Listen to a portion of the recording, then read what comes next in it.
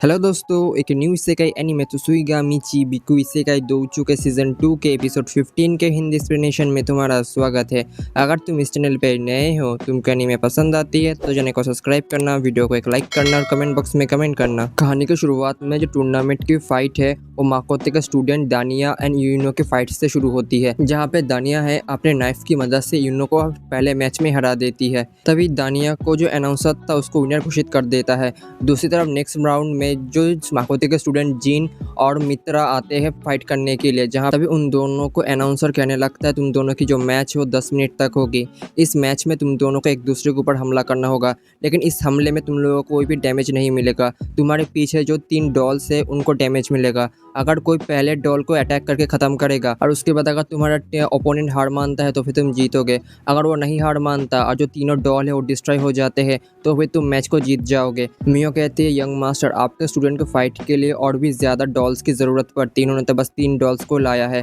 तभी जो अनाउंसर तो कहता है अपनी फाइट को स्टार्ट करो। तभी जीन और मित्र एक दूसरे के साथ लड़ने लगते हैं, जहाँ पे जीन है वो अपनी स्वॉर्ड की मदद से कंटिन्यूअस स्ट्राइक करने लगता है। मित्र उन अटैक को डिफेंड करता है। जो माकोतो कह रहा होता है अगर ये करेज का बैटल होता तो फिर जिन इस मैच में ज़रूर से जीत जाता, लेकिन कुछ देर बाद जो जिन है वो मित्रा को हरा देता है और जो अनाउंसर वो जिन का विनर घोषित कर देता है। तुम्हें कहती है जैसा कि मैंने सोचा था जिन ही जीतेगा, लेकिन मियो कहती है मुझे लगा था मित्रा जीतेगा। तभी अगला मैच शुरू होता है, जहाँ पे दोनों स्टूडेंट एक दूसरे के ऊपर अपना मैजिक इस्तेमाल करते हैं, लेकिन एक दूसरे के मैजिक के हमले की वजह से वो दोनों ही आउट हो जाते हैं, जिसकी वजह से नेक्स्ट राउंड को शुरू किया जाता है, जहाँ पे हमारे प्रोटैगनिस्ट माकोते का स्टूडेंट शिफू और एबेलिया फाइट के लिए आते हैं। जहाँ पे शिफू अपने फायर एलिमेंट मैजिक की मदद से एबेलिया के ऊपर हमला करती है, लेकिन एबेलिया उस हमले से बचते हुए शिफू के ऊपर हमला करने के लिए आती है। लेकिन जो शिफू का फायर एलिमेंट अटैक था वो एबेलिया के पीछे से लगता है घूम के, जिसकी वजह से एबेलिया ज़मीन पे गिर जाती है। लेकिन एबेलिया कहती है मैंने अभी तक हार नहीं मानी। इस वजह से जो शिफू है अपने अर्थ स्पिरिट की मदद से एबेलिया को ज़मीन के अंदर पकड़ लेती है और कहती है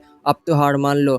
इसकी वजह से जो एबेलिया थी हार मान लेती है। इस चीज़ को जो ऑडियंस थे बहुत एक्साइटमेंट के साथ देख रहे होते हैं। तभी जो अनाउंसर था वो शिफू को विनर घोषित कर देती है। दूसरी तरफ जो नोबेल थे इस फाइट को देखे कह रहे होते मुझे लगा नहीं था जो रेम्बेरेंट की डॉटर शिफू है इस मैच को जीतने के लिए ऐसे टैक्टिक्स का इस्तेमाल करेगी। ये तो नोबेल के लिए बहुत ही डिसरिस्पेक्ट की बात है। लेकिन ये सुनने के बाद जो वहाँ पे बैठी हुई एक ब्रिटोनिया प्रिंसेस की लिली कहती है तुम यहाँ पे जो बातें कर रहे हो वहाँ पे गलत बातें कर रहे हो। यहाँ के जो स्टूडेंट ने फाइट किया अपने पूरी ताकत से फाइट किया और उनके फाइटिंग टेक्निक हीरो के मुकाबले काफ़ी कमाल के थे।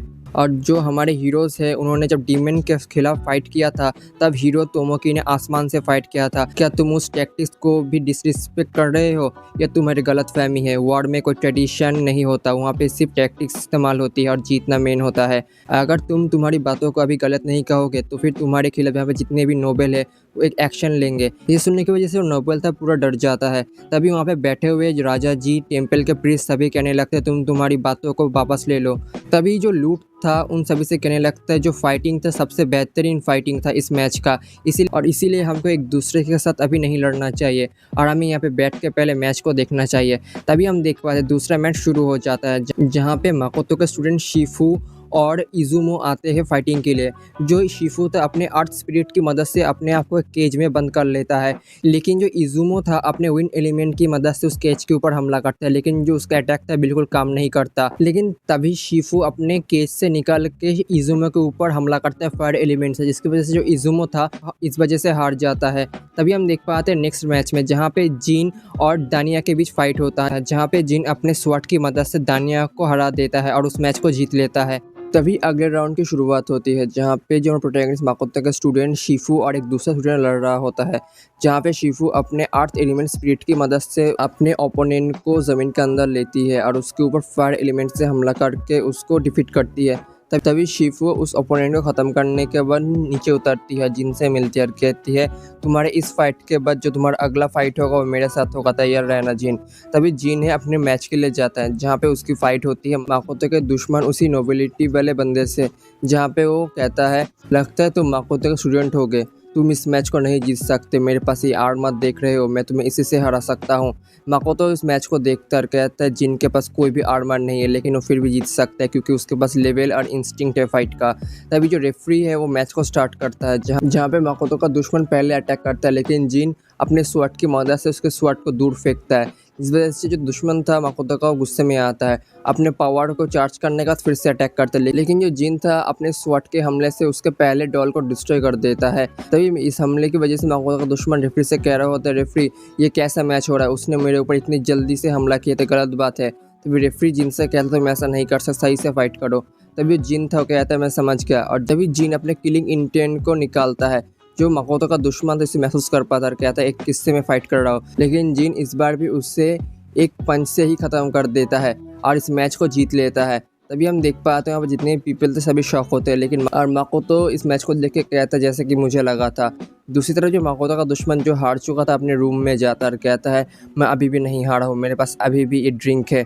दूसरी तरफ देख पाते हैं मैच में, जिस मैच में माकोतो का दोनों स्टूडेंट शिफू एंड जिन लड़ रहे होते, तो मैं कहती है हमारे यंग मास्टर सबसे बेस्ट स्टूडेंट एक दूसरे के साथ लड़ने वाले, कौन जीतेगा। तभी शिफू अपने अर्थ एलिमेंट स्पिरिट की मदद से जिन को ज़मीन के अंदर ले लेती है और उसके ऊपर फायर एलिमेंट से हमला करती है और इस मैच को वहीं पे जीत जाती है। माकोतो टूर्नामेंट खत्म होने के बाद माकोतो के पास रिम्बेर्ट मिलने के लिए आता है और उससे कहता है माकोतो तुम्हारे ऊपर जो मर्चेंट गिल्ड है वो इन्वेस्टिगेट करना चाहते हैं, इसीलिए तुमको उनके साथ बातें करनी चाहिए। अब तुम ज़्यादा देर छुप के बिजनेस नहीं कर सकते, तुमको उनके साथ डायरेक्ट कांटेक्ट करना ही होगा। माकोतो कहता है अगर ऐसी बात है तो फिर मैं कल उनसे मिलने के लिए जाऊंगा। तभी हम देख पाते हैं दूसरी तरफ जो माकोतो के स्टूडेंट थे सभी टीम फाइट के लिए तैयार हो रहे होते हैं, जहाँ पे जिन उन सभी से कहता है जो हमारे सेंसे है वो हमारे मैच को देखने के लिए नहीं आ सकते क्योंकि उनको मर्चेंट गिल्ड में जाना होगा। तभी जो एबिलिया कहती है कि शिकी-सान भी हमारे साथ नहीं आएंगे। दानिया एबिलिया से कहती तुम तो बस हमेशा शिकी-सान के बारे में ही फिक्र करती हो। तभी जिन उन सभी को इवेंट का जो रूल है वो बताता है। इस टीम फाइट के लिए जो टीम का लेवल होना चाहिए वो 365 होगा, इसीलिए हमको एक दूसरे के साथ सही से एडजस्ट होना होगा। तभी जो सभी कहने लगते हैं इससे फ़र्क क्या पड़ता है, हम फिर भी इस मैच को जीतने ही वाले हैं। तभी हम देख पाते हैं टीम मैच को, जहाँ पे एबेलिया, यूनो एंड जिन आते हैं फाइट के लिए, जहाँ पे वो लोग अपनी इस पावर की मदद से जो ओपोनेंट को वहीं पे ख़त्म कर देते कुछ ही पलों के अंदर। तभी ग्रिटोनिया किंगडम की प्रिंसेस लिली कहती है जो माकोतो का स्टूडेंट काफ़ी पावरफुल है, हमको उनको पहले क्लेम करना होगा किसी दूसरे कंट्री से क्लेम से पहले। तभी हम देख पाते हैं माकोतो को जो मर्चेंट गिल्ड में आया होता है मिलने के लिए, और जो मर्चेंट गिल्ड का लीडर से वो कहता है मुझे माफ़ करना मैंने लेट इंट्रोडक्शन दिया, लेकिन मर्चेंट गिल्ड का लीडर उससे कहता है इससे फ़र्क नहीं पड़ता। मर्चेंट गिल्ड का लीडर उससे कहता है मुझे तुम्हारी कंपनी के खिलाफ काफ़ी सारे कंप्लेन मिल रहे हैं, तुम्हारी जो ट्रेडिंग कंपनी है जो अपना रॉ मटेरियल है वो सब कुछ गिल्ड से खरीदती है, लेकिन जब डिस्ट्रीब्यूशन की बात आती है लेकिन तब उस डिस्ट्रीब्यूशन का हमें कोई भी डाटा नहीं मिल रहा। मुझे नहीं पता तुम लोग क्या कर रहे हो, लेकिन ये ज़रूर से एक क्राइम है, तुमको हमें ये बताना होगा। लेकिन माकोतो कहता है मुझे माफ़ करना मैं तुमको सब नहीं बता सकता। ये सुन के मर्चेंट गिल्ड का लीडर बहुत ही गुस्से में आता है और कहता है अगर ऐसी ही बात है तो फिर हम तुम्हारे साथ कोई भी बिजनेस नहीं करेंगे। माकोतो अपने आप से कहता है मैं इस चीज़ को बिल्कुल भी डिजर्व नहीं करता। तभी वो कहता है हम कुछ नहीं कर सकते। तभी मर्चेंट गिल्ड का लीडर कहता है अगर ऐसी बात है तो फिर तुम तुम्हारे डिस्ट्रीब्यूशन नेटवर्क के बारे में हमें बताओ, या फिर तुम तुम्हारे प्रॉफिट का 90% हमें दे दो। लेकिन माकोतो कहता है मैं इस टर्म को बिल्कुल भी नहीं मान सकता। तभी ये सुनने को मर्चेंट गिल्ड का लीडर कहता है अगर ऐसी बात है तो फिर तुम्हारा जो बिजनेस है वो क्लोज होने वाला है। माकोतो कहता है हम क्या इस चीज़ को मनी की मदद से सॉल्व नहीं कर सकते। ये सुनने के बाद मर्चेंट गिल्ड का लीडर कहता है क्या तुम मुझे रिश्वत देना चाहते हो तुम तुम्हारी कंपनी को बचाने के लिए। अगर ऐसी बात है तो फिर तुमने बहुत ही गलत फैसला किया है, तुम्हें पता भी नहीं तुम किस चीज़ में अब आ चुके हो। अगर तुम तुम्हारी कंपनी क्लोज नहीं करना चाहते तो फिर तुम्हारा 90% प्रॉफिट हमें दे दो, या फिर तुम्हारा डिस्ट्रीब्यूशन नेटवर्क हमें बता दो। माकोतो कहता है मेरे पास कोई भी चॉइस नहीं है। तो माकोतो अपनी बातें ख़त्म करने के बाद वहाँ से निकल जाता है बहुत ही डिप्रेशन में। तो माकोतो सोचने लगता है आखिर में मैंने उसे बता ही दिया मेरे डिस्ट्रीब्यूशन नेटवर्क के बारे में, मैंने उसे बता ही दिया अपने टेलीपोर्टेशन नेटवर्क के बारे में जहाँ पे मैं सब चीज़ों को टेलीपोर्ट करता था मेरे टेलीपोर्टेशन मैजिक की मदद से, लेकिन मैंने उसे डेमी प्लेन के बारे में कुछ भी नहीं बताया। तो माकोतो अपने रूम में आके बैठ जाता है जहाँ पे मियो कहती है उस मर्चेंट गिल्ड लीडर की इतनी बड़ी हिम्मत, उसने हमारे यंग मास्टर को इतना परेशान किया, अगर मैं होता तो फिर मैं उसे डिस्ट्रॉय कर देता। लेकिन जो तुम्हें थी उसे रोक लेती है और कहती है मियो तुम ऐसा कुछ भी नहीं कर सकते, अगर करोगे तो फिर यंग मास्टर को फ्यूचर में और भी ज़्यादा प्रॉब्लम आएगी। लेकिन मियो कहती है लेकिन हमारे यंग मास्टर कितने इनोसेंट है, उनको तो इस सब के बारे में कुछ भी नहीं पता है, पॉलिटिक्स के बारे में, उनको तो बस बिजनेस करने से मतलब है। तभी शिकी कहता है ह्यूमंस ऐसे ही है, वो सब कुछ में पॉलिटिक्स करेंगे। तभी तुम्हें माकोतो से कहती है यंग मास्टर के आप डीमंस के साथ बिजनेस करना चाहते हैं, जो डीमंस है वो सब चीज़ को मान लेते हैं, इसकी वजह से आपको कोई भी प्रॉब्लम नहीं होगी यंग मास्टर। तभी मियो माकोतो से कहती है यंग मास्टर आप जो भी डिसीजन लेंगे हम उसे फॉलो करेंगे। तो ये माकोतो सोच लेता है और तुम्हें से कहता है तो मैंने तुमसे कहा था ना जो मिस किए थे डीमंस के रेले में उसे तैयार करने के लिए। वक्त आ चुका है हम डीमंस के साथ भी बिजनेस करें। तभी माकोतो शिकी से कहता है, शिकी जो डीमंस जिस कंट्री को कंट्रोल किए हैं आइलेशियन, वो मेरा पेरेंट्स का कंट्री है। हम पहले उस कंट्री के साथ बिजनेस है वो स्टार्ट करेंगे। अगर तुम्हें एनीमे पसंद आई है चैनल को सब्सक्राइब करो, वीडियो को एक लाइक करो और कमेंट बॉक्स में कमेंट करो। अगर तुम्हें इस एनीमे का पूरा सीरीज देखना है तो फिर इसका प्लेलिस्ट को पूरा चेक कर लो।